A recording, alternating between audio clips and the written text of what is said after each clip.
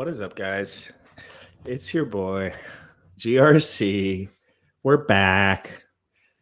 I'm well rested and ready to go.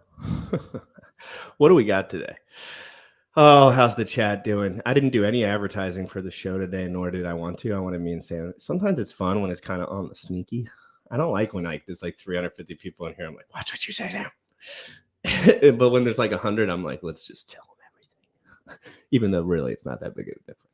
Guys, this is Crypto in the Morning live every single day at 11 a.m. Eastern. I want biceps in the chat. I want ones in the chat. I want F's in the chat for me since I sold my post. How's all that stuff doing, by the way, Sam? We should look at that at some point. Honestly, I feel bad for saying this, but I'm going to say it. After I had that guy on the show, I took a nap for like 6.5 hours. And I was supposed to like do a show and like participate. And I was like, well, sometimes you just got to sleep, I guess. Because I fell asleep. And yep, I guess I'm perma-wrecked. Or we'll see in 31 days if I can make a move or whatever. We'll see. How's all that going, guys? Have you made money on that? Has anyone been doing good on? I have done nothing with it, but I would love to know everyone's experience, being that I know people love that stuff, dude. I'm not playing with it. It's just hard. I'm very intellectual with the stimulation in my brain, and I hate doing stuff that is like not super important to me at that one moment, even though it could be super profitable, if you know what I mean. So we have Sam in the background, guys. We're going to talk about a lot of stuff today. We're going to kind of free flow with it, which is probably your best bet at some nuclear alpha, because we're going to be talking about a lot of stuff. Me and Sam just go off on our own and converge for 10 minutes before the show, and we're just like, let's just do it, because there's too much stuff. He knows that I'm looking into stuff. I know that he's looking into stuff, but there's no way it can be the exact same thing. It's just not the way people work. We're not forks of each other. Like, I have little things in my brain that I like, and he has little things in his brain that he likes. I like gambling arbitrage. Sam does not at all. That would be like weird and kind of silly to him. But like to me, it's like, well, I've already studied it for 1,000 hours. Might as well use my little noodle. Guys, I don't know what I'm talking about. I'm super excited. Crypto in the Morning. Smash the likes. Pump it up, guys. It's all about good vibes, positivity, emotional fitness, and being a good person, guys. Let's get it. You already know what time it is. Crypto in the morning. Crypto in the morning. Crypto in the morning. Waiting on phone. Crypto in the morning. Crypto in the morning. Ready to take notes. Crypto in the morning. Crypto in the morning. Crypto in the morning. Waiting on phone. Crypto in the morning. Crypto in the morning. Ready to take notes. Smoking a blunt on my way to the gym. 11 a.m. and I'm already tuned in. Got me some hacks and I'm making a stake. Got me some heads on, I'm making it rain. Pay me some maxi and that just in case. Jim ready set me to show you the way. P5 Pro. Yeah. Crypto in the morning. Crypto in the morning. Crypto in the morning. Waiting on phone. Crypto in the morning. Crypto in the morning. Ready to take notes. Crypto in the morning. Crypto in the morning. Crypto in the morning. Waiting on phone. Crypto in the morning. Crypto in the morning. Ready to take notes.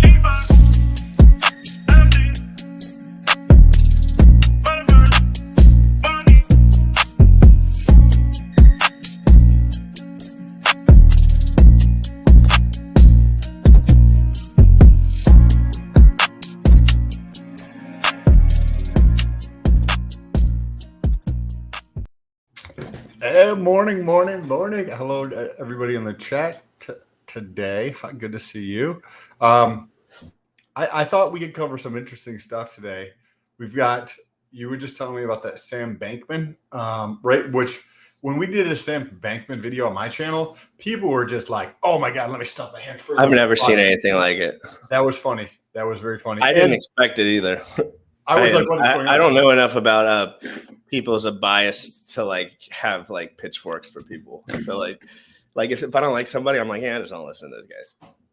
But like, they're gonna do what they're gonna do.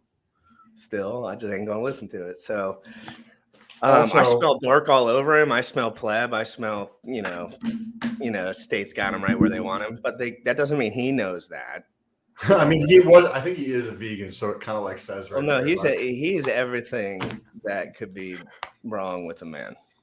But that's all right. That's all right when it comes not as far as like look or anything. Like that is what it is when it comes to the look. But he's wet noodle, like he's not going to stand up for anything. He's going to bow down to the social narrative 10 times out of 10. just to get his way because he's smart when it comes to his business. He wants Correct. business, baby.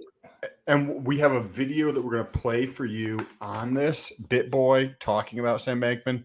We're also going to talk about what is Monero and how does it work. So we have another Yeah, I'm just going to sit back for that one. You can give us a little spiel on that. Maybe I'll look for a good video. I know you said you had one. Well, you mentioned this before when we were talking in the green room. Richard Hart talks about Monero. He has through all the years. I went to a Bitcoin like meetup thing, and they were talking about Monero, right? So clearly it's interesting enough for them to talk about it. Why don't we find a nice clip of Richard Hart giving a detailed explanation of Monero?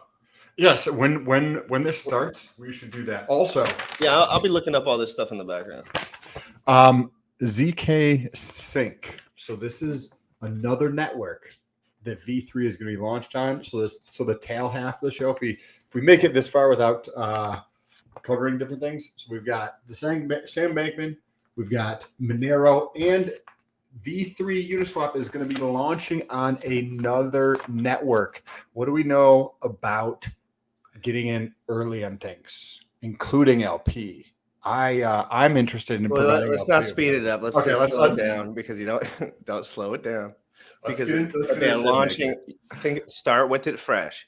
Uniswap, which we use on Ethereum, and which we use on the Ethereum chains the forks as well from Alex, the front end. But it's just Uniswap. Vitalik invented Uniswap, right? Or I don't know if he was the exact dude, but not Vitalik, but yeah, whatever.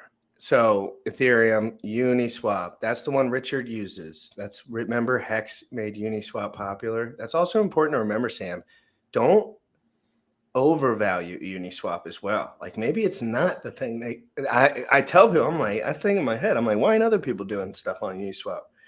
It's like, I know people do. I look at I see that there's a lot of stuff going on there, but you know what I mean? Comparatively, you have to ask yourself that question, right? So gas, it has to be gas fees. Well, you have to pay attention to hey, I'm bullish on something. Am I oblivious? Am I not aware of something else that is a blind side, right? And so that's always something good to keep in mind because it keeps your mind open to possibilities. And so many people decide to be maxis or decide to be closed-minded in how they are or approach crypto. And I think that having that approach of how could I be wrong? Because I ask myself these questions how could I be wrong about this thing? How could this go in the other direction? Because it gets me to ask myself and look at things from a different point of view. Well, what if this happens, right? And then I come up with better solutions, or I think about, hey, well, if that happens, then I can do this or change things up. And it is a valuable thing to do. You have the Sam Bankman video. You want to pull that up and give us? Yeah, just give me one more. Just give me one more second. Just because I am going to pull that video up, but I got unorganized for a second and I have so many tabs open, so I got to look for it. But so we're going to watch a couple clips. One to start, popular clips that people are kind of going around right now. And that's what I do in the morning myself, frankly. I don't care if they're stupid because frankly, most of them are very stupid. They really make no sense and I would never pull out my crypto computer because of one of what these dorks are saying. That would just be, unless I was dumping, they said something bullish, dump it. That's the only way. So let me pull up this video of BitBoy real quick. It's in the last 24 hours that it was published because we're going on the Today tab. And, oh my God. You want to give us some context? It's called The Dark Truth of FTX. Sam Bankman Fried exposed. And it's BitBoy's face right in the front of it. And he is, I'm pulling it up now. I can't hold back anymore. I want to see BitBoy's so uplifting. If I saw BitBoy in real life, I wouldn't be happy about it, but I like watching his videos. I'd be like, this dude's bluffed as fuck, but his videos are powerful to a degree.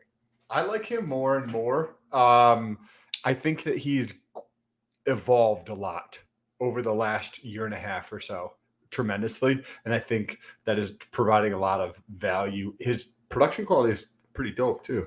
That'd be Dude, nice to get that's there. the only thing keeping this dude upright. Let's be 100%. He's got better quality than all of us combined because he's been doing this forever, and he's got a studio and he's got a team. So like right here, this is completely off topic before we get into here, but Yeah. I want that little bit wider angle, a little bit better. Dude, setup, you need to like- be ready to drop. Like, I'm going to go down there. I'm going to get a place. It's going to be a studio, and you're going to have to be ready to drop a couple $1,000s, and then I'll do the same. And let's just do everything dope right. studio. Let's just do everything right, like at once, and then we'll just say fuck it. We'll never spend money on it again until someone else gives it to us. I'm getting a computer as I beat my goal for this month already. I'm getting a new computer, so. If anybody's not aware of this, Don't, Sam. Don't. We're watching a video, Sam. So let's go. All right, let's get into this. Let's not expose ourselves for no reason. No, I'm kidding. But let's get into this. 4 minutes 56. Its name, FTX. Crypto's under attack from the inside, and I've been sent some information on how FTX is manipulating, stealing, and backstabbing any competitors in the space, especially other Layer 1 protocols that threaten the success of Solana. Because as we all know, Solana. So you're not allowed to like not want other things to succeed? I don't know. He's gonna get it to a point at some point here. Yeah, he's gonna have to let us know some dark truth because at the end of the day, like, you know, I don't want my like, let's say I had a girlfriend that I really liked, and then her ex-boyfriend was next to me. It's like I want that dude to probably not win as hard as me. You know what I mean, Sam? Whether you like it or not, like that's kind of just huge. Like you would do the same fucking thing. Maybe not with your best buddy, but like with a random dude like that. So like guys are like that. So I don't really find any kind of negativity in people not now. If you're shit talking something that's a lie, that's a problem. But that's not how they do it because it's like they truly believe they're doing the best thing for. Look at his head. Look at the guy's head popped up. Because they're going to say he's in bed with Solana. Watch. I bet you that's what. Look at the screen. SBF and FTX, they're all in bed with one another. Good. I'm happy for SBF that someone would actually get into bed with him. But there's more. FTX is ruining the chance for the average person to make money in crypto. They're playing games with people's lives, and that's not right. It's time to expose FTX and SBF for what they really are. Let's get it. Welcome to BitBoy Crypto. My name is Ben. Today, we're going to be talking about some manipulation on the market that you've got to see to believe. I was given information, charts, and analysis. One quick second before we go on. This dude bullshitted straight up no research crypto advice for 3 years straight. Literally. Bullshit. I watched Now, think of like. He's way better now, but he was Correct. a bluff for years, dude. A bluff. He's like, you can't, but like, think about it, Sam. If you were a bluff when you were 25 and I knew it hardcore, what am I going to be when you're 40? I'm going to be like, fuck this guy. You know what I mean? Correct. Like at the end of the day when it matters. Like, but okay, maybe some people, But I he's do putting think- in that work though. But think about yourself and your own journey, right? You decided to pick the path that is harder, right? You decided to pick the path to be a leader, right? But that doesn't mean you're always on that path, right? Same with this dude here. He was on whatever path he was on, bullshit and like selling S coins and stuff like that. Now it appears, we'll still have to see, right? It's still early in the game, but we'll have to see if he continues down this path of doing like what the best thing is to do, right? We'll see. One more thing I have to mention on top of that is, dude, like I'm going to try to get popular enough to get a one-on-one with this guy at some point where I can ask him these kind of questions where it's like actually a chill stream, not just like a being crazy, like, you know, internet personality stream. You know, I like to talk to people too like that. But I want him to tell everyone that he was a phony bluff, frankly. And I would have done, I mean, I'm younger, so people wouldn't even have blamed me. This motherfucker's like 35 or 40. Like you can't, dude, if you're shilling S coins at 35, like at least do it in private. like, you know what I mean? I could probably get more traction if I just spam Facebook groups like in both. But again, guys, I want you to know that he is stepping up as far as his studying is concerned, because on this point in particular, he's paying attention. But on many points in the past, he didn't even look at the script. But this one in particular, frankly, he is invested in this and paying attention right now. And I am curious about what he has to say. Let's keep it. Analysis from a reliable source who wants to stay anonymous for the purpose of this video. But me, my research team, and my fact checkers, well, we've checked this out, and the story is legit. FTX has been pumping up the price of tokens prior to their launch, and then dumping on retail investors and key projects in the space who are competition for Solana. Their targets so far? Axie Infinity and ICP. They specifically attack Axie Infinity's Ronin token and direct attacks on ICP, the project of Dfinity. So what is Dfinity? Well, it's a layer 1 protocol that boasts transaction speeds that are already twice of Solana's. ICP can do 11,500 per second, and Solana 3,000. For Ronin Network, well, it's backed by something called. I'd believe him on this because Dude, Corey Costa has an interview with BitBoy. Wow! Congrats to Corey Costa. Dude, Corey is He's the only guy who's more neurotic about this shit than I can find than me. Like, well, he writes articles. He writes articles for different projects, so he has probably a great network. Yeah. Dude, we gotta talk to him more, dude. I told everyone that dude punches haymakers. He doesn't care about his social bullshit. He jokes around online. He's a funny ass guy. He doesn't care about that stuff. This dude's punching hard in his personal life. I mean, in his work life. I mean, you know, I can hardly keep up with him, guys. I'm like 23 hours a day. This motherfucker, I'm like, I got wrecked by Eric Wall telling me I was a pleb when I asked him to come on the show, and fucking Costa's getting BitBoy. I'm wrecked. Sky Mavis. And Ronin Network is expected to be one of the top layer 1 gaming platforms. Of course, Solana has very little exposure to the gaming world, which many people believe, including myself. This is how we bring the most people into crypto in the future. But that hasn't stopped Solana. They want all of the NFT pie. And FTX, well, they're trying to be the NASDAQ of crypto. SBF, FTX, Solana, well, what's their game plan? Eliminate the competition. How do you become the tallest building in town? Well, you don't build a tall building, you just knock all the other ones down. That's their method. So let's talk about what actually happened here with the shenanigans. There's two ways to build a tall I'm building. pretty sure that the average transaction on FTX is $100,000. Like, I'm pretty sure we watched a video of Bankman saying that. Literally saying that was the average. Like, these are for high dollar. Like, that sounds like the tallest building in town. That sounds like the tallest building. That's a lot. But what does that mean? That means that there's a lot of people over there who have money. What do we know about people who have money? That they're going to try to manipulate things to their advantage. So given that you just gave a little tidbit of information that they might have a $100,000 average transaction value, then that wouldn't, I wouldn't put it past it, right? I know how this financial world works. This dude here is probably aware because he used to do something similar, according to you, right? Like he wasn't very on smaller scale, like just correct. Kind of like he was wrecking plebs. That guy's wrecking companies. Like, so why would it be any different? It's not. That's why I kind of don't like BitBoy. Like, I like BitBoy. Like, I think he's cool. I think he believes what he's saying too. But I think, frankly, he's got a few decades of naivete stuck in there where he just didn't figure some shit out that maybe he should have figured out. But he's working on it, man. I mean, he stopped getting paid shills. Mm-hmm. I mean, some guys figure that out day one. Me, like, that's not hard to figure the fuck out, right? But like, I think he's on that path now. He is now. But he needs to understand, like, you don't get to say things loud and proud like this if you didn't stand for what you said before, loud and proud. Leaders always lead, and they will die in the leadership role or become, you know, an enemy or whatever. Like, just so I don't see BitBoy as a leader in crypto whatsoever. I feel like he's one of the flimsiest dudes in crypto, frankly. But I do believe that he's smart, and I do believe that he cares about people, and I do believe that, you know, he's invested in making this world easier and better now for the average user rather than himself.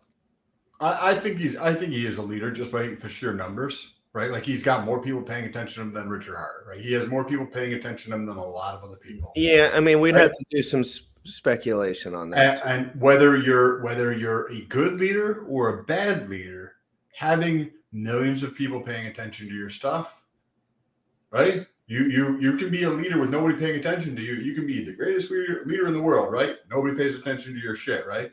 Versus you're a leader, whether you're do some good things and some bad things or whatever the case is. That's true And too. Some dudes he's just, got some dudes beat ass when they have to, no matter what. You know, and he's got a lot of attention. He's got a lot he of does, attention. but he was like, again, we're in such the infancy. That's why I don't think about it like that as much, because I see how infantile this. He is a savvy guy, that's for sure, and he got his production team in place, and he had enough financial resources at the time. But like, once a cup, give this stuff a year. The next bull market, you will not see guys like. Well, I don't want to say it. I don't want to say that to be true, but that's would be my guess, that there'll be lots of guys with this many subscribers rather than him having a lot more subscribers than the rest of guys.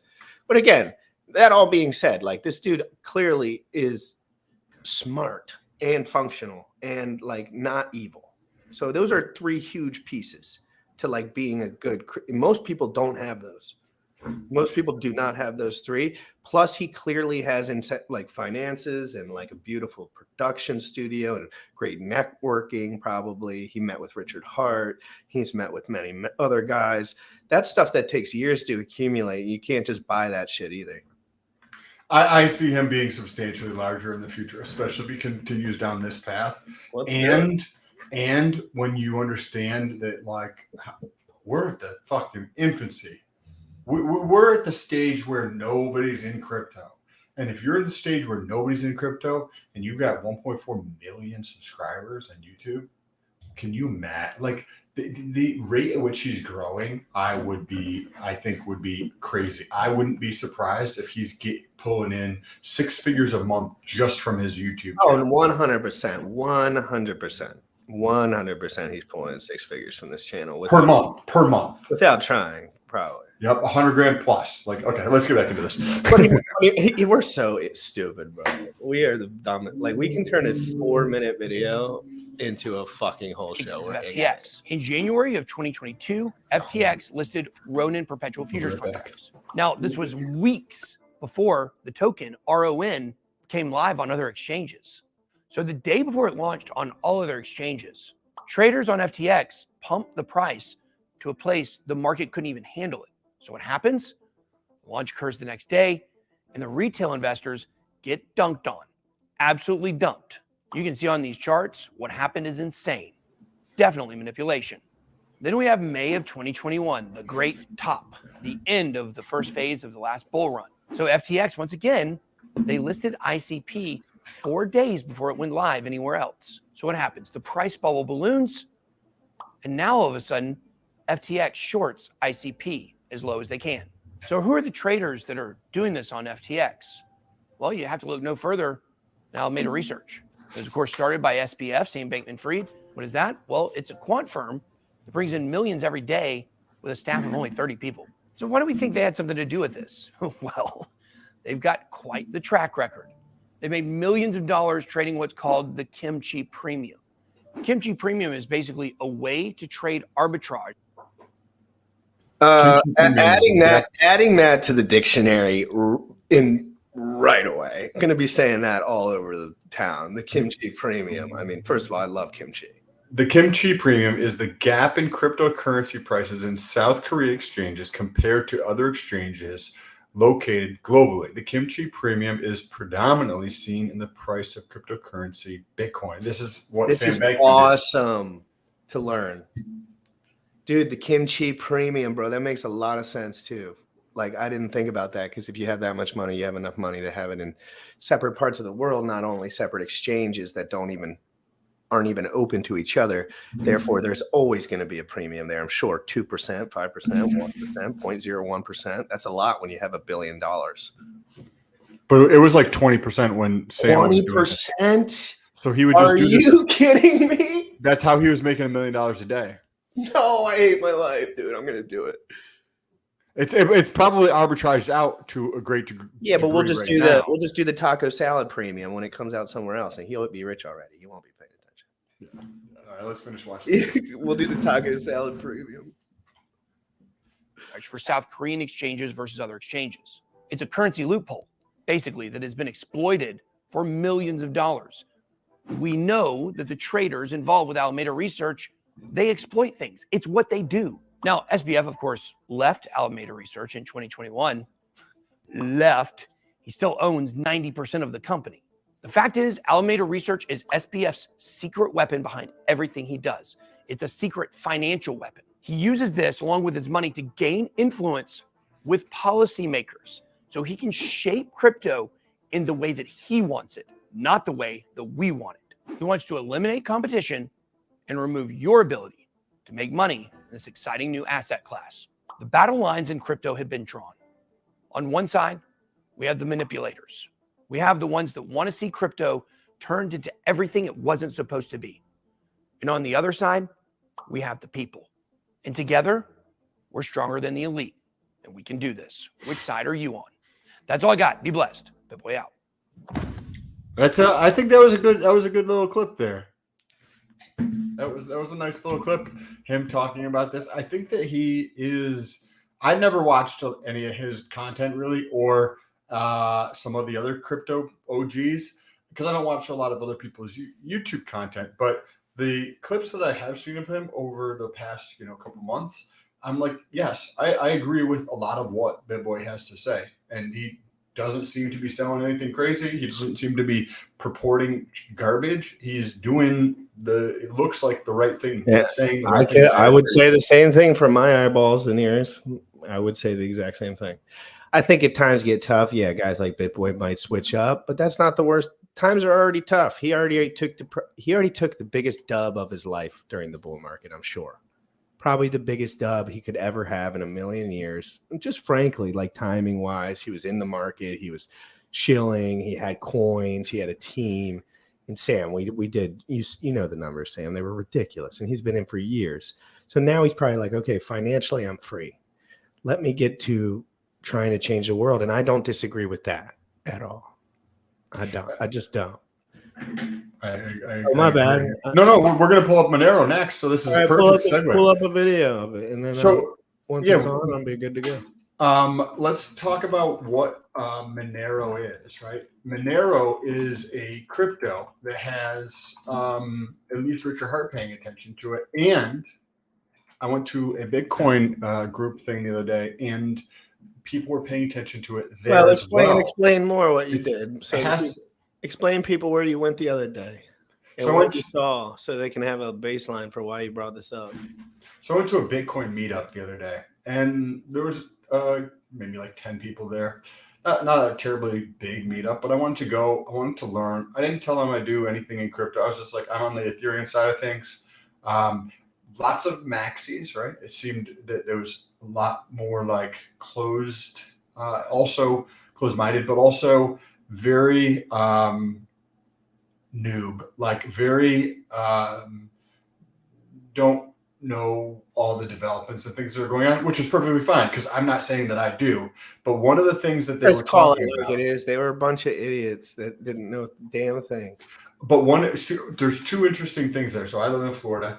I don't particularly like the cold. One of the reasons I'm in Florida, even though it's 74 degrees outside, I have a sweatshirt on. And you can get a miner for Bitcoin that has an exhauster that peak temperature is 150 degrees. So you're like, well, what does that have to do with anything? It's the heat.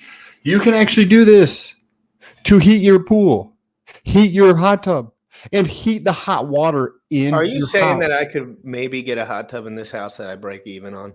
Yes. Dude, I want a hot tub. Bro, you can do this by mining Bitcoin. It's crazy. Like, I was like, that's cool. I'm dumping it. Cool. I'm a perma dumper on Bitcoin, but hey, I would love to break premium on a hot tub. Yeah, right. Or just like my house. Because hot tubs are a big money sink. If you want one, you kind of just got to eat it. And what about your hot water tank, right? I think I have a 60 or 80 gallon hot water tank that I could hook up maybe one or two miners to that earns me Bitcoin and gives me hot water for the whole house. This is a rental, right? So it's a duplex kind of thing, right? So half of it's rented out. That's awesome to be able to do this in Bitcoin. So anyways, talking about Monero. So I'm asking them and I'm like, cool, I have some Bitcoin that is sent to me, And the only way I know how to do this is, I'm sure there's other ways. I just haven't tested it, but to send it back to Coinbase and then switch it and go to wherever I want to go to, right? So there's something called BISC, which is a DEX that you can utilize over there. But Monero is another way, because they were talking about privacy, right? Because I was like, hey, it came from my store, right? I have a store, somebody paid in Bitcoin, and they're like, well, is there inner KYC there? And I was like, I don't think that I've KYC'd. I think this is the e-commerce wallet for, it's not the same as the Coinbase wallet. It's an e-commerce wallet that Coinbase has out that you only use if it's e-commerce. And he was like, well, you could swap it through BISC into Monero or through Qcoin into Monero. And I was like, well, what's so special about Monero? And I remembered Richard Hart mentioning that he likes Monero. I also was trying to understand Monero because I've heard privacy, right? It's really good for privacy. So what one of the dudes said is that when you do a transaction in Monero, it sends out like 16 transactions. So I'm one of 16 different transactions. So you don't know which one is actually real. And it's not going to be able to track that on Block Explorer like Etherscan. And that was like, it was, a 15-minute conversation, but I was like, oh, this is interesting. I need to learn more about this. And I think it would be valuable for other people to learn more about this. So we have this video. It is about a year old, but it covers Monero and how it actually works. So we're going to get into this. Any thoughts on that real quick? No, because I just frankly don't know enough about Monero other than the fact that Richard's talked about it for half a decade. And he's always mentioned it as like one of the very few things that he interacts with at all. So this will be good to use. I just never thought it had a use case for me yet, but now I'm getting to that point where it's like everything has a use case. It's like, you know what I mean? Back then I didn't have $1, frankly. Like, so it was just like, you know what I mean? So let's play this. And then afterwards I have there's a pretty girl that made a Sam Bankman-Fried is a fake video that had a lot of coverage in the last 24 hours. And she's a pretty girl. So I mean, that's rare. Trust me. I do the 24-hour search every single day. And I don't see this shit pop up. So maybe she has some great points. Seriously, I can imagine she does because I know these searches pretty well. So let's play this video. Let me learn a little bit. We're going to learn about Monero. Put your little learning earbuds on because you won't hear this stuff too often. People do not talk about this shit. They just don't. I don't know why, but I want to learn. So and we will also we'll make a point to try not to pause it as much as we did in the last video. Yeah, let's just play this one through. When you're watching a TV show or a movie, and a character is forced to become a fugitive for whatever reason, what do? They probably first try to conceal their identity as much as possible. They get a baseball cap and sunglasses, and they get a beat-up car to get as far away from their troubles as possible. They'll need money to at least get food or gas. But do they take a credit card? Do they have a debit card or checks? Of course not. To truly avoid detection, they need to avoid being tracked by banks, which the police will check in order to catch them. They take only cash, which can't be tracked. This is exactly what Monero does. Welcome to Whiteboard Crypto, the #1 YouTube channel for crypto education, and here we explain so people like you can easily understand them. In this video, we're going to explain what Monero is, how it works, and if you should consider using it. Now, the promise of cryptocurrency is not just simplicity, hard money, and decentralization. Many people turn to cryptocurrency for privacy. And Monero is the king of privacy in the crypto world. The word Monero sounds like money, which makes sense because it's actually the Esperanto word for coin. In many ways, it's similar to other cryptocurrencies like Bitcoin. It's a proof-of-work blockchain with something called adaptive block size, which we'll explain later. But moving on, what makes Monero private? The simple answer here is that Monero is based on some open source code called CryptoNote. Now, this can be used as the basis for any other private cryptocurrency, but is best known for its use in Monero. Without getting too technical, because it definitely gets technical, this software lets Monero stay completely private by using a lot of different keys and something called ring signatures. So here's a simple way to think about it. Imagine if every time that you used Venmo or Cash App or PayPal, the account produced an entirely different username to send and receive money. This is basically how keys work in Monero. You have stealth addresses, which let you randomly generate keys every time you want to make a transaction. This way, people can have a target where they are sending money to so that you both know it's going in the right place, but it also never reveals anything else. That is awesome. Yeah, That's freaking great. If somebody's like, hey, I want to send you money or whatever the case is, or I want to send money and I don't want to dox my wallet, that's fucking great.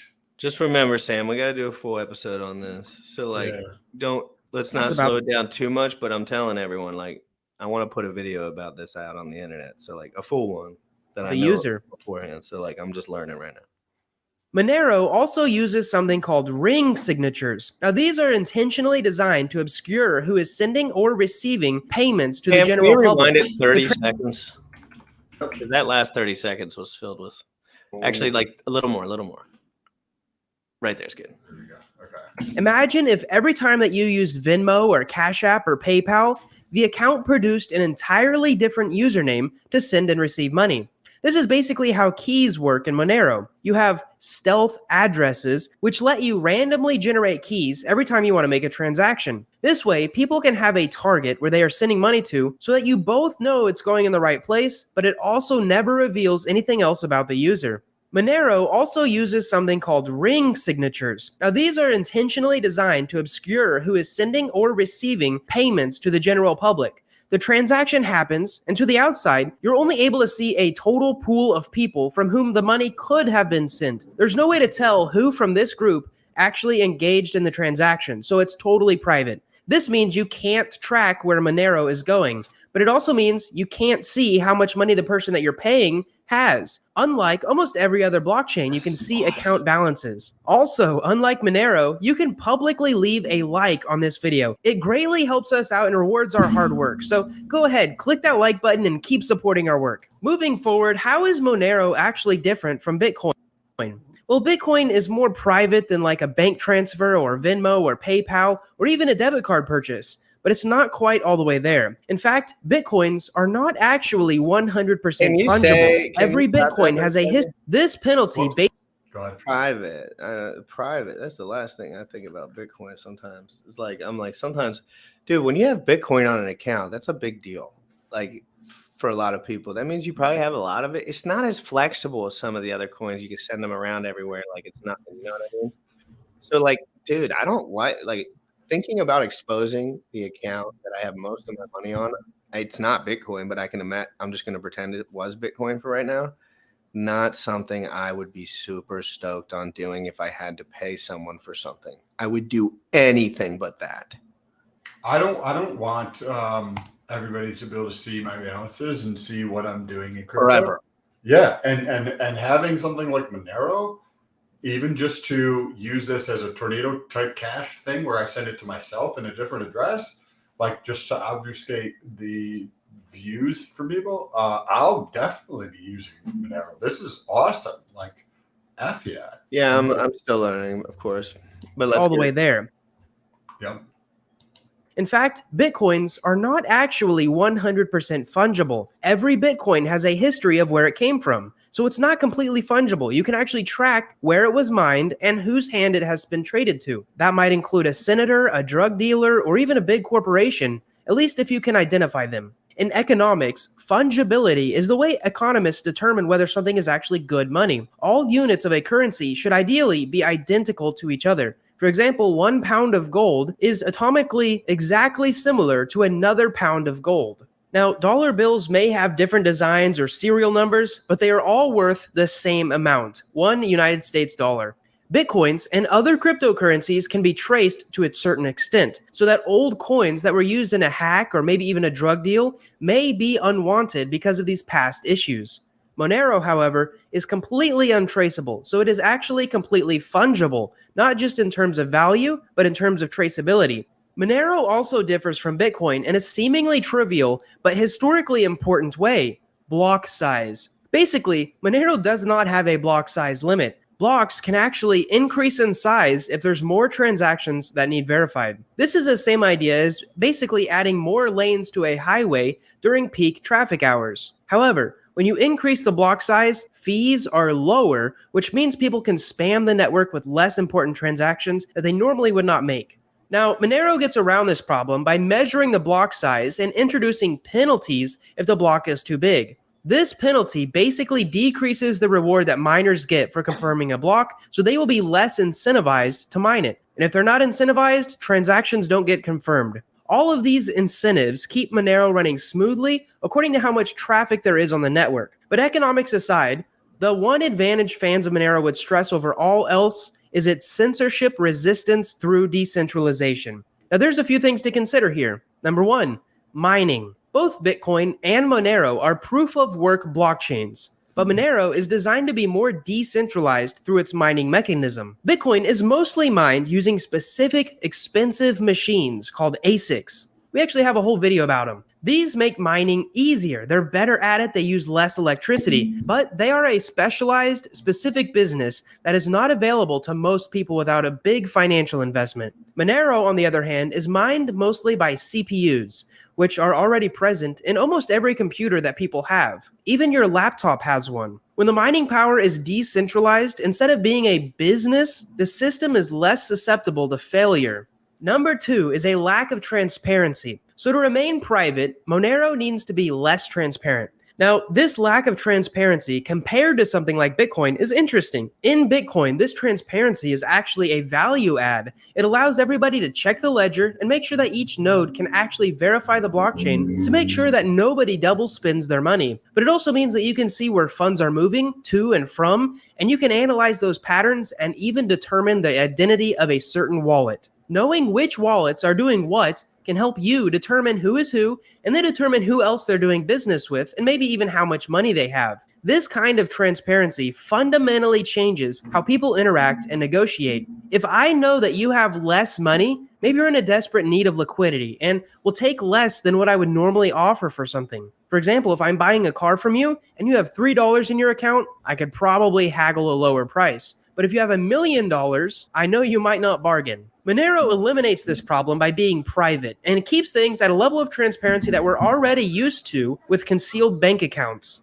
And number three is that decentralization transfers responsibility to the individual. It basically means it transfers a responsibility to us. Because Monero is so private, the onus is on individuals to be very responsible. It also means many different keys. Now, these keys keep Monero private, but it also makes it harder to store and use. You can buy and sell Monero on centralized exchanges, but this makes the privacy use case just a little more complicated. Some people say that buying Monero from KYC, which is an acronym for Know Your Customer, or companies that require information about you, they say that it defeats the purpose of this privacy. Now, this is not quite true because individual transactions still cannot be traced on Monero alone. It's like going into the bank and taking out some cash. The bank knows that you took out some cash and how much and when, but if you go down to the 7-Eleven and buy a Slurpee, the bank has no idea how you use that money. And if the exchange was ever hacked, all anybody could ever figure out is when you moved your Monero from there to your wallet, not how much and not which wallet.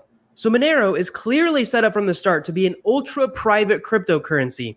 But why? I mean, is it really important to have private transactions? This gets to the point in the video where I want to talk about why privacy is important. To the average person who doesn't really know much about crypto, it's synonymous with crime. And this is actually a fair point. Bitcoin and other cryptocurrencies have been used for crime, just as many other new technologies are first adopted by criminals. But this brings us to a big question. What's the definition of a criminal? Punch this kid in the face.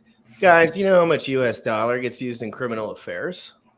It's the number one crypto. Oh, it's is the it, number one Sam? currency. I wouldn't have imagined, Sam. Number one, you mean drug dealers like cash? Why can't I pay any drug dealers with crypto? They don't even give a fuck. They're like, fuck you. Give me some cash that you. I'm not saying me, but you know what I mean? Like, that's not how those guys move.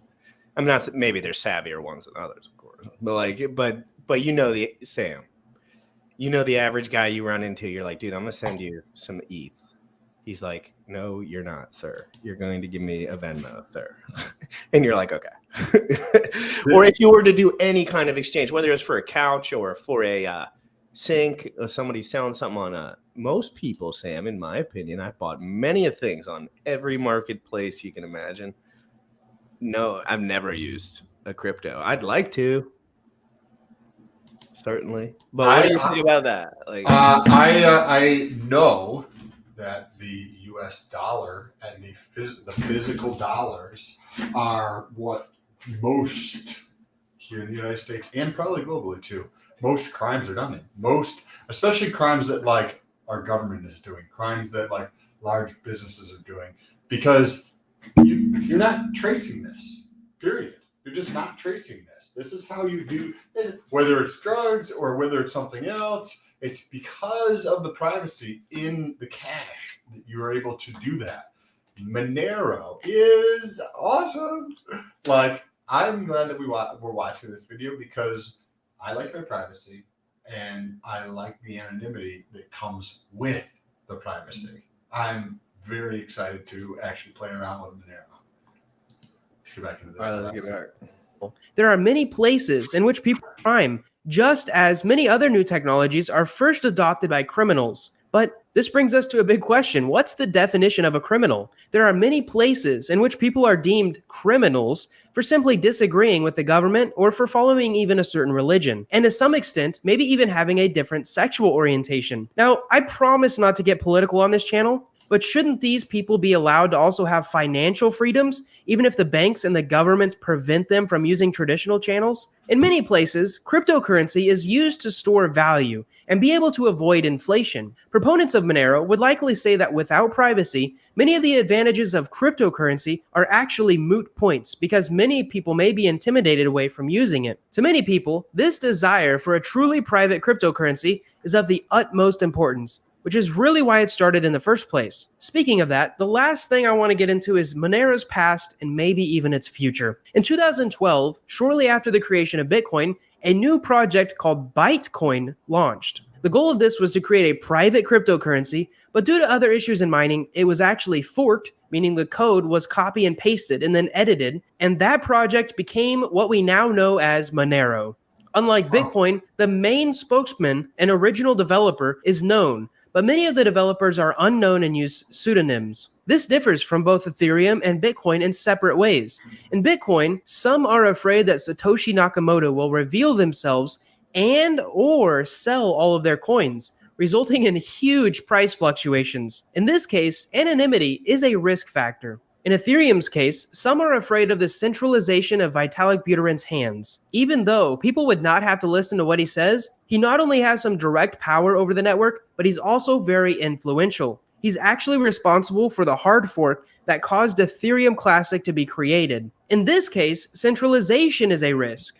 Monero is governed by a group of developers, some known and some unknown, and this gives them a good balance of developers and is not subject to just the whims of one person. We don't make price predictions on this channel, but right now it's unclear what may happen to the price of Monero and its potential for mainstream adoption. It certainly has use cases, but even for cryptocurrency, it may seem too shady and unknown, especially for institutional investors. It may also carry more political risk, because although governments may embrace cryptocurrency in some form, they know that anybody opposing the state can use Monero to get around restrictions and even sanctions. This resistance is good for users of Monero, but it may mean that it's more of a threat to governments. Monero may be something that never catches on and remains lurking in the shadow of the crypto world, waiting for a killer application. But a killer application may already be here for many people, and we simply just haven't pushed far enough to the edge to know it yet.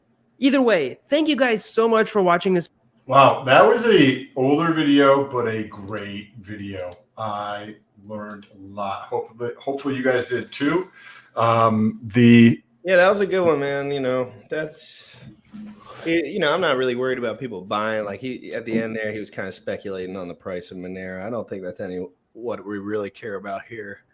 Frankly, like we're going to use that stuff to try to be anonymous, and if that is functional, then we're probably going to use it, and we're not going to think too much about the price appreciation of unless. But again, I got to look at it. Like I would have to look at it more. I got to see the health of it. I'm assuming that the chart looks fantastic. I've never looked at the chart in my life.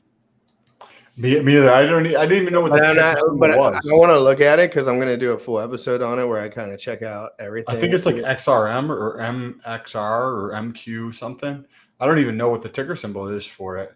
Also, some people have keenly pointed out in In 2018, Monero miners forked and enabled ASIC mining. So there is ASIC mining on it now. This is very interesting. Very interesting. Like I'm going to definitely set this up and figure out how to use this. Like I you know what I mean? Like I want to do this to protect myself and my own privacy. Go ahead. You want to watch this 9-minute video of why I think Sam Bankman-Fried is a fake from Crypto Tips. It's a woman, and she gets a lot of following here, and lots of this is just about as popular as BitBoy's video in the last 24 hours. Cool. But I mean, let's set it up, and then if we have time before 12:30, let's get into the LP and Uniswap V3 on another network. But you want to pull that video up first, and we'll just let it play out.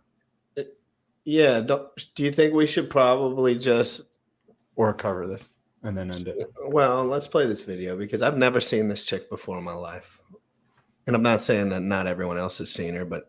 Let me pull it up. 9 minutes. Biceps in the chat if you want us to keep going for 15-20, guys. You want 15-20? I better see biceps. Let's go. In this cryptocurrency space and representatives of this cryptocurrency space is a fake. Today, we're going to talk about why I think one of the largest and growing big names in this cryptocurrency space and representatives of this cryptocurrency space is a fake. Today, this video is my invitation to you to take the red pill of anyone who's claiming to be the savior of cryptocurrencies. That is one heck of an oxymoron, and I'm going to go into it, and you're going to understand why by the end of this video. If you guys are interested, and if you guys have been watching these videos and you haven't done so yet, I encourage you, and I appreciate it if you hit the like button and if you hit subscribe, because we're putting out videos every single day, keeping you guys up to date on what's happening in this cryptocurrency space and, our opinions of what's going on. If you guys want even more information, go ahead and check out a link for the CT Club that is available down below in the video description. And there you can get access to our personal crypto portfolio, the trades that we're doing, our insights on what is happening with the market, basically everything that we're doing with our cryptocurrencies and what we're paying attention to in this cryptocurrency space at a much more intimate level. So today's video, we're talking about Sam Bankman-Fried, the CEO of a growing popular exchange, FTX. And especially as of late, he is showing his true colors to those who are really paying attention to his intentions of what he wants to do with cryptocurrencies and how he is, whether we like it or not, shaping the impression of cryptocurrencies to his users and those people who are paying attention to what he's doing in this space. Sam Bankman-Fried is known for being this altruistic, morally strong and rich person who is just trying to get as rich as he can so that he can give it away to others, but not yet. Because as of late, although he is the youngest billionaire to ever exist, he has... Is he really the youngest billionaire to ever exist? I would have to get a fact check on that one. I thought he was 30 when he became a billionaire or something. Yeah, I thought he was late to the punch, frankly. Kylie Jenner was like 22 when she got $1 billion for selling. I feel like Vitalik was probably like 22. Yeah, 25. Yeah. Like he invented Ethereum at 19. It was probably over $1 billion within a couple of years. Within a couple of years, even if he got the worst deal in history. I'm just trying to put some numbers together. He sold 7,800 ETH at the top for 4,300 a piece. Like it was nothing, and told everyone like an autistic weirdo, like he didn't even care. Like, I mean, that's big news in crypto, and he didn't even flinch. He was like, I told the Ethereum Foundation to sell 7,800 ETH because I felt that the market was downturning. I was like, oh, Jesus. I think giving away to charities or, charitable efforts, charitable donations is about like 0.1% of his net worth. The equivalent of, what a normal college kid would put like $15 towards a charity. So not quite there yet. He's got to make a little bit more money first. And that's what we're talking about in this video. His efforts for making more money. That is his tried and true, his number one goal. And we're going to see that similarity and all the things that he's willing to sacrifice to achieve that goal. So it's not like Sam Bankman-Fried came from nothing. He started off right out of college with a 6-figure income at a financial firm trading ETFs. So right off the bat, he was already making pretty good money. And then it wasn't until 2018 where he decided to start dabbling in the cryptocurrency space, not hodling, not investing mentally in the fundamentals of why cryptocurrencies were invented in the first place. Which, Sam, if you're watching this and you want to learn why cryptocurrencies exist, why Satoshi Nakamoto even tried to create something that was as innovative as Bitcoin, I invite you to watch this, subscribe to this channel and watch all these videos, because that's what I'm passionate about. Anyway, it was in 2018 he started investing in cryptocurrencies purely to make a profit and finding, through trading, through All right, so I'll give you the little summary of her like liberal take on this, because she's a little too on the left with it. It's like, this dude was really smart. He was in college. He didn't feel like working for someone else his whole life. And then he started looking at numbers and arbitraging them on crypto. And the percentage differences in crypto are so large that he probably realized that he could arbitrage pretty regularly for about a year or two and make $1 billion. And then from there, he started thinking probably about other things. Like, so I don't want to, like, you could say all you want about, oh yeah, these people want money, lady. Like, yeah, so do you. Where's your, like, who's paying? You know what I mean? So I'm kind of like, I'm more on the Bankman-Fried style. Like, I like to get 2 years, really intense, pay attention, focus on the numbers, focus on everything, and then do what I want with my life. I don't want to make a centralized exchange or nothing. That's where he kind of did the little loop-de-loop. But again, I don't think making money and wanting to make the most amount of money is a problem. And Richard Hart, frankly, says that that's his goal, like, every day. I think that she just disagrees with his way of going. Yeah, like, I think that Democrats and Republicans both want to kind of have a similar thing that they want to accomplish. It's just the asinine policies that are put in place by Democrats is just like, that's the approach that they don't think is an intelligent approach, or just they don't actually think, they just like do, or whatever the case is. And I think that's the case with Sam Bankman, right? Like, that's what I think he thinks is an intelligent thing to do. When and guys, I don't want it to be all of crypto to be arbitraged out. I really don't. That's not my favorite thing ever, that I can only get like 0.5% from like focusing. And that's pretty much what he's trying to accomplish, putting so much money and having so much centralization within the most important pieces of crypto, that the only guys that are arbing it are the guys that have so much money to just always have the immediate effective advantage on everything. And that isn't the case right now. So I want DeFi to succeed, and I don't think Sam Bankman-Fried really wants DeFi to succeed. And I don't really care that he wants. That's him. I don't know him. He's going to do what he does. But I'm just going to cover it and like just try to make a good amount of money so I can take an advantage of all the opportunities that I have in my life, and so I can make a difference. And so I don't have to sit on the sidelines my entire life and say, well, I could have gotten involved, but I wanted to make sure I had a hot tub right away or whatever. So let's get back into it. I think she's doing a fantastic job, frankly, though. Arbitrage opportunity in particular that he found between the US markets and the Japanese cryptocurrency markets. He found a healthy 30% surplus, basically, that he was able to do arbitrage trading for quite some time. And that's basically how he made his $1 billion in cryptocurrency. Within that process of him doing all these trades and trying to do it at the pretty high volume and high worth value of trades, he found some shortcomings in the cryptocurrency exchanges that he was using, and so that inspired him to create his own that we all know as FTX. So fast forward 4 years later, the year is 2022. Sam Bankman-Fried is a well-off individual in general, and a powerhouse that some consider to be a powerhouse in this cryptocurrency industry, if we're judging by the deep pockets that he has accrued. And we have the failings of a lot of centralized lending platforms and just centralized platforms in general. This often happens during bear markets in cryptocurrencies, where the weak and otherwise failing projects fail, and we get a nice cleansing out of it. We saw the failings of Celsius, Voyager, and also the crypto investment fund Three Arrows Capital. And, just general, a huge fallout between those major players going bankrupt and the trickle down effects. Sam Bankman-Fried saw an opportunity not to let the free market cleanse itself and actually come out all the better for it, an opportunity for him to buy out these companies, to absorb them into his own smorgasbord of cryptocurrency companies, and an opportunity that he deemed to be a profitable investment. Fast forward, 2, 3, 4 months later, now Sam Bankman-Fried is ready to unleash institutional investors into this cryptocurrency space. He's waited long enough to see his own cryptocurrency investments start going to the moon again.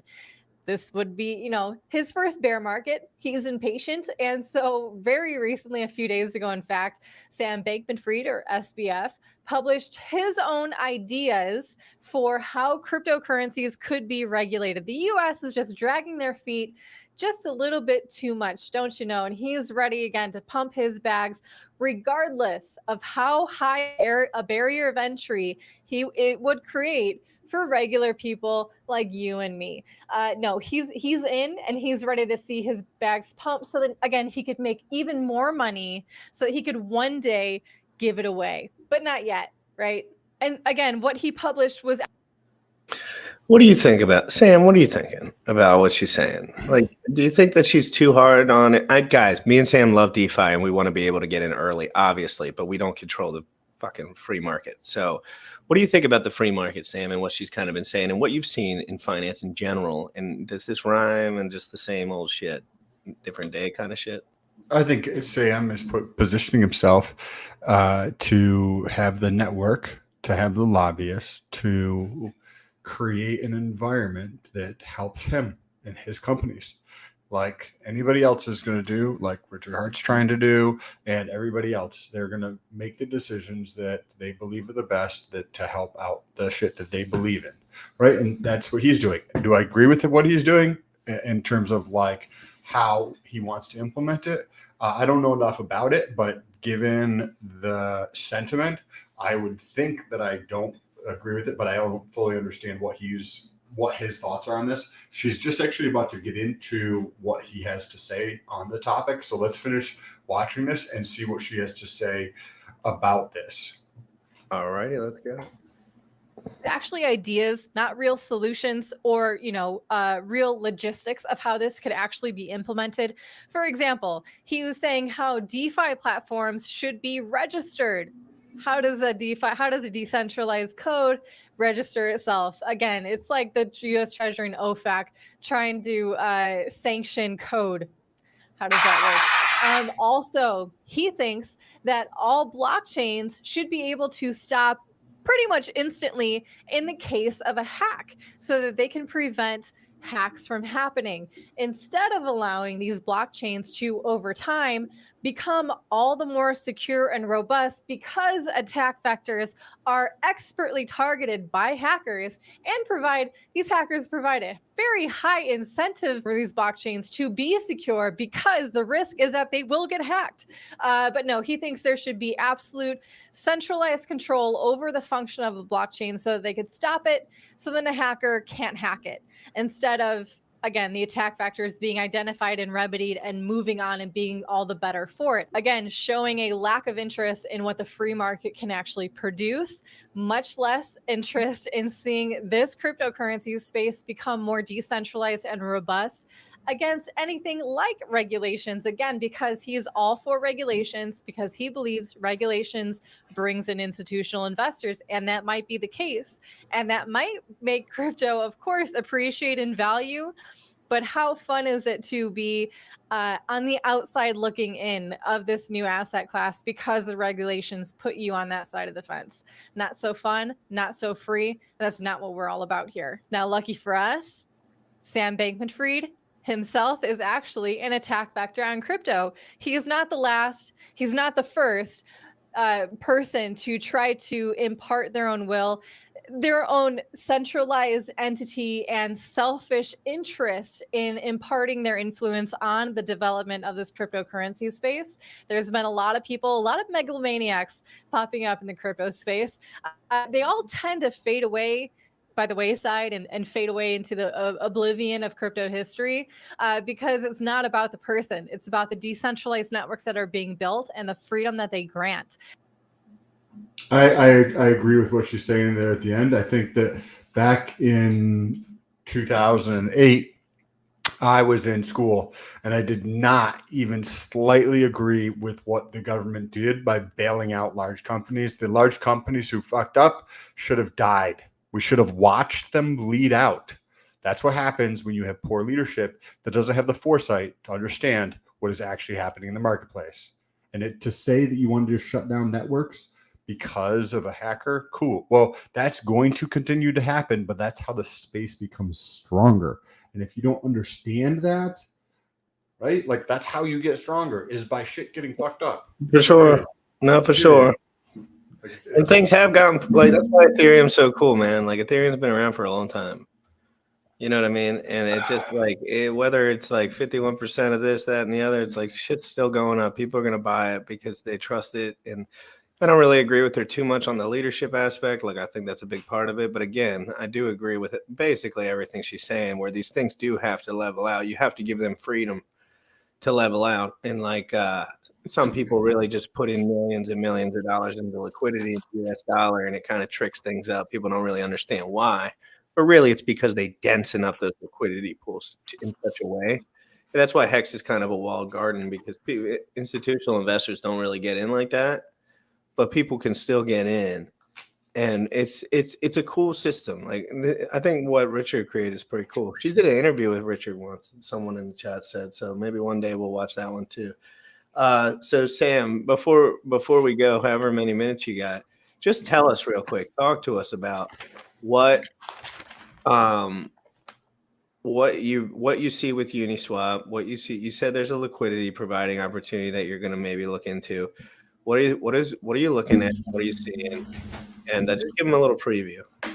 So to give some context, I personally really enjoy crypto, but I also really like liquidity providing. So it is only a small portion of my bag, but I really do like liquidity providing, and I think that the returns are pretty crazy. Like on $7,000 in just the past 2 weeks, I've generated $1,200, right? So you can do the math on that. It's extreme, right?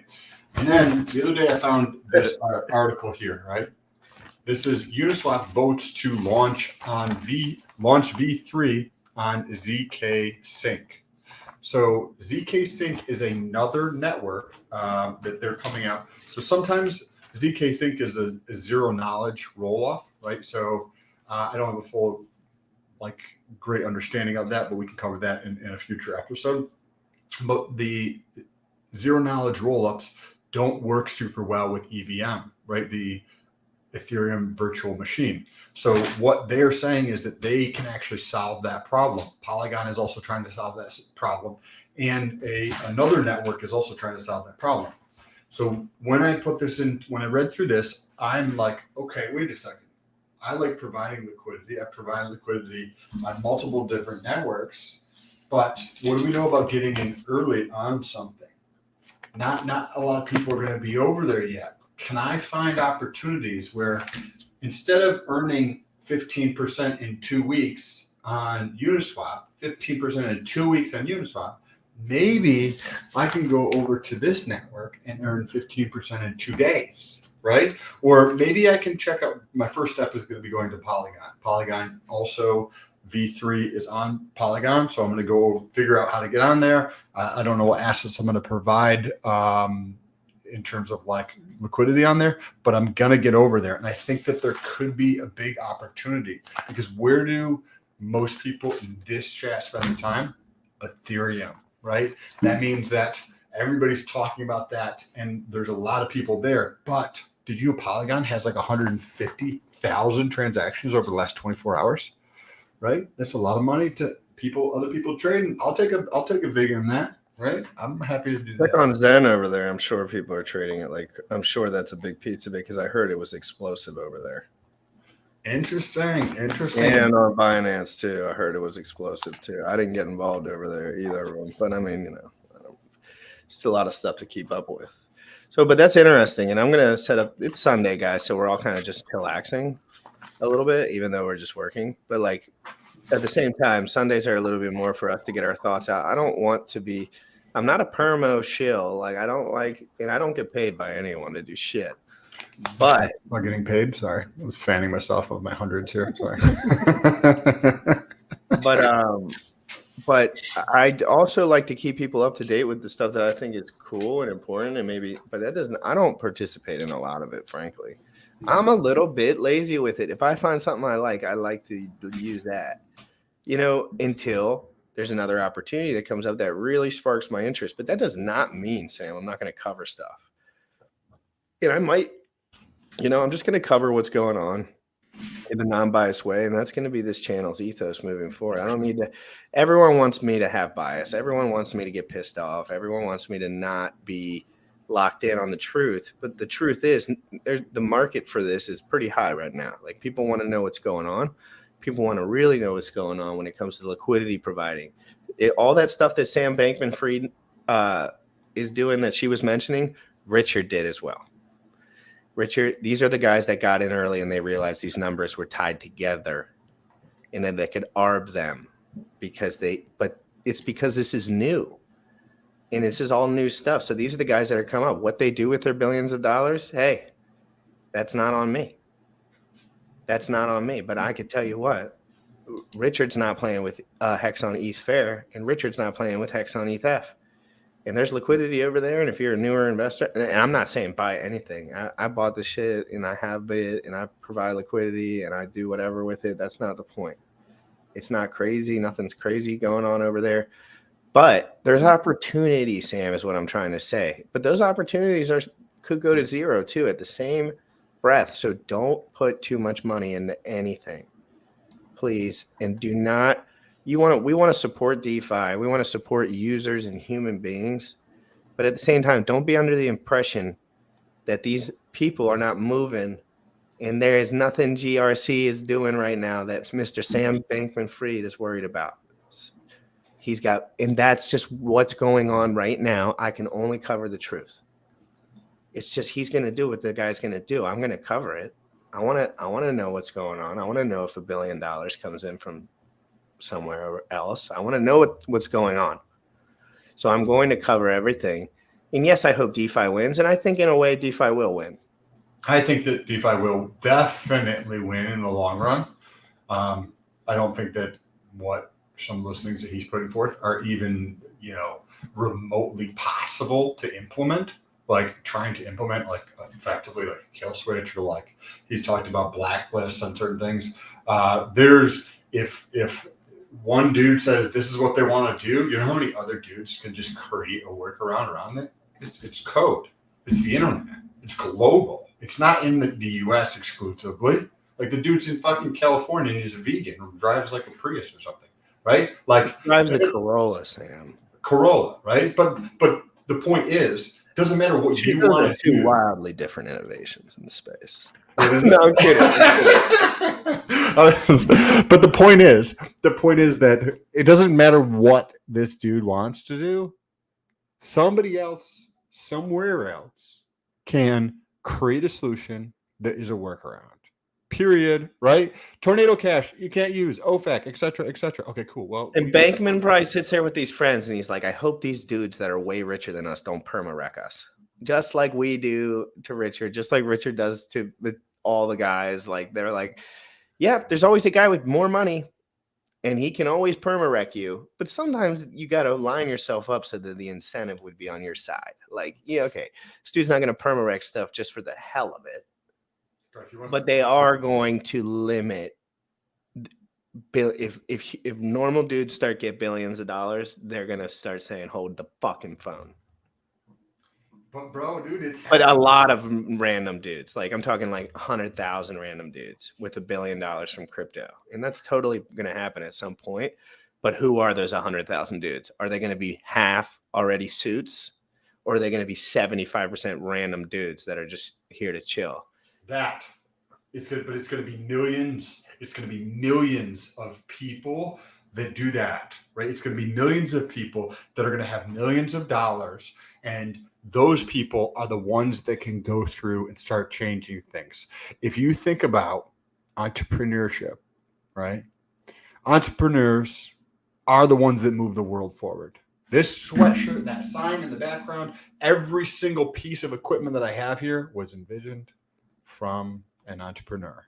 They solve problems, and we need more entrepreneurs out there. And what happens? It's what happens when you have enough resources, when you have enough money, and you have financial freedom. Most people want to give back. Most people want to help solve problems. I would. Yes. Yeah. I was, yesterday, and then we'll wrap things up. Yesterday. So I'm sitting, my girlfriend's out of town, and I'm just here, right? So I'm just talking to myself, right? Because that's what I'm doing. I'm either talking to you on here, or otherwise I'll just be by myself all day. So I'm like, I should go talk to somebody. I should get out of my house that I've been in all day long and just do something. So I was like, cool. I've got 10 singles here. I went, drove, and I found a homeless person. I gave it to the homeless person so that I could just, because I want to do more of those things. And I think just like me, I don't have that much fucking money compared to like rich people, but I gave away like $500 the other day just because I wanted to help.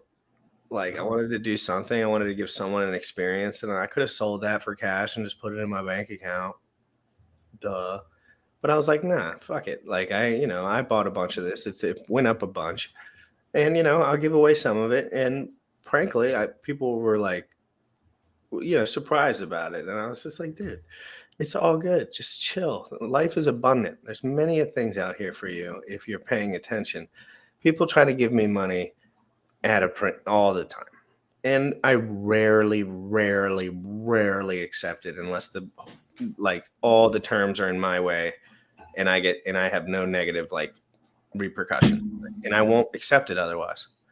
And that's most of the money I just will never accept, because it's just like, no, I'm not ruining my reputation for a bunch of bullshit, for lies, for fake, but I will cover the things I like, and I'll buy them myself, and I'll give away money myself.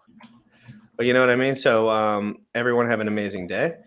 AM Bullish and DeFi Proof both did the same thing on the streams. So I don't know exactly how much they did. It could have been more, it could have been less. But we're getting off, guys.